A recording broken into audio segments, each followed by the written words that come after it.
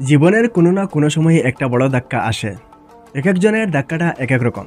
কারো পরীক্ষায় ফেল করার ধাক্কা, কারো বেকারত্বের ধাক্কা, কারো মনের মানুষটিকে না পাওয়ার ধাক্কা, কারো ডিভোর্সের ধাক্কা, কারো জটিল রোগে আক্রান্ত হওয়ার ধাক্কা, কারো আর্থিক ক্ষতির ধাক্কা, কারো প্রিয় কোনো মানুষের মৃত্যুর ধাক্কা।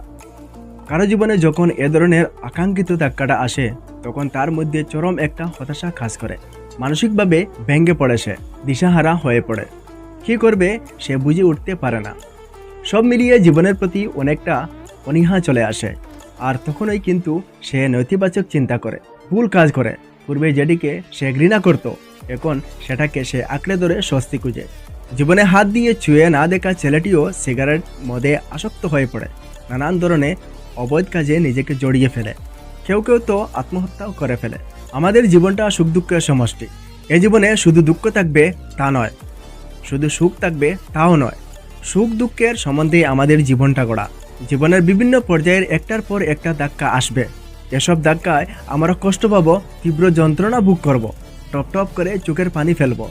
সবই ঠিক আছে, কিন্তু কোনোভাবেই ভেঙে পড়া যাবে না, অনৈতিক কাজ করা যাবে না, জীবনের প্রতি অনীহা আসতে দেওয়া যাবে না। যতই কষ্টই হোক, আমাদের এই বলে মনকে বোঝাতে হবে যে ধাক্কাটা আমার জীবনের একটা অংশ। এই ধাক্কা সামনে উঠতে পারলে সামনের দিনগুলোতে আমি অবশ্যই ভালো একটা প্রতিদান পাবো। একটা ধাক্কা কাটিয়ে উঠতে পারলে ভবিষ্যতের অনেকগুলো ধাক্কা আসার পথটা রুদ্ধ হয়ে যাবে। দুঃখের পরেই তো জীবনে সুখ আসে, দুঃখ আছে বলেই তো সুখ এতটাই উপভোগ্য। আমার জীবন তো শেষ হয়ে যায়নি, আমার তো সামনের দিনগুলোতে ভালো কিছু করার সুযোগ আছে। যতই যাই ঘটুক, তোমার কাছে সবচেয়ে প্রিয় হওয়া উচিত তোমার জীবন। সবচেয়ে প্রায়োরিটি দেওয়া উচিত তোমার জীবনকে। আগে তোমার জীবন, পরে অন্য কিছু। তুমি জীবনে বেঁচে থাকলে অসম্ভবকে সম্ভব করতে পারবে, ফেলে আসা দিনের ক্ষতিটাও পুষিয়ে নিতে পারবে। তাহলে কেন তুমি একটা ধাক্কা সামলে ওঠার কোনো প্রকার চেষ্টা না করে পরাজয় বরণ করবে? কেন তুমি একটা ধাক্কা সামলে ওঠার চিন্তা না করে অনৈতিক কাজে নিজেকে জড়াবে? কেন তুমি নিজের হাতে জীবনটাকে শেষ করে দেবে? তুমি যদি বেঁচেই না থাকো, তোমার তো সব সম্ভাবনার পথটা বন্ধ হয়ে যাবে। তুমি তো নিজেকে প্রমাণ করার সুযোগটিও দিলে না।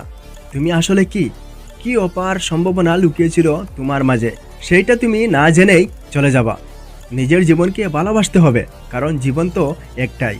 যদি এই ভিডিও আপনারা ইউটিউবে দেখেন তাহলে সাবস্ক্রাইব করে বেল আইকন দিয়ে সঙ্গে থাকবেন, এবং ফেসবুকে দেখেন তাহলে ফলো করে অন্যদেরকে দেখার সুযোগ করে দিবেন। আপনারা ভালো থাকবেন, সুস্থ থাকবেন এবং আমার জন্য দোয়া করবেন।